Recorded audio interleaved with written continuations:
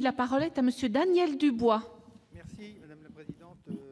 Messieurs les ministres, je voudrais dire à mes collègues que j'adhère totalement aux propos... Merci de m'applaudir, c'est gentil. J'adhère totalement aux propos qui ont été tenus par mes collègues concernant les conséquences dramatiques qui surviendraient si aucun compromis n'était trouvé sur l'article 52. Je ne reviendrai donc pas dessus. Mais pour ma part, je m'étonne de l'obsession du gouvernement sur le coût du logement pour l'État. Il ne voit cette politique que comme une charge, en niant que la construction de logements apporte. La construction de logements apporte en termes d'investissement, elle apporte en termes de croissance, elle apporte en termes d'emploi, elle apporte en termes d'aménagement du territoire et elle apporte en termes de fiscalité. Est-ce que cela a été chiffré ? Ben non, puisqu'on ne nous donne jamais de chiffres, mais il n'y a pas d'étude d'impact. Comme il n'y a pas eu d'étude d'impact, il ne faut pas être étonné qu'on n'ait que des chiffres négatifs sans avoir de chiffres positifs.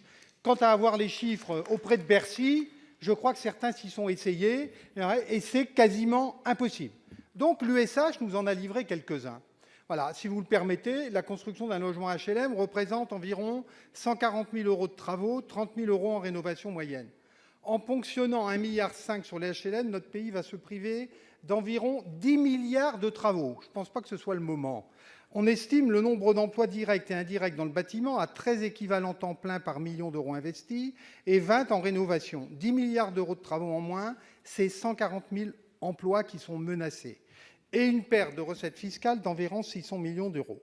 Mais je peux comprendre la volonté de réforme du gouvernement et à titre personnel, je n'y suis pas hostile.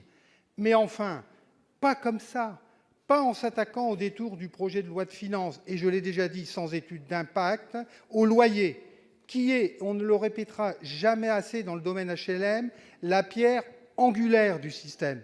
C'est pour cette raison que le Sénat a cherché une solution de compromis qui permette de réaliser l'économie budgétaire demandée par le gouvernement sans toucher au loyer et par conséquent sans déstabiliser le secteur HLM. J'espère, messieurs les ministres, que le gouvernement entendra cette démarche, qu'il sache que nous sommes disponibles pour participer à un grand débat sur le logement et préparer avec lui une réforme du secteur qui pourrait trouver, nous sommes d'accord sur ce point, un peu plus d'efficience. Mais dans l'état actuel des choses, naturellement, je ne voterai pas, comme le groupe Union centriste, je pense, dans sa totalité, l'article 52.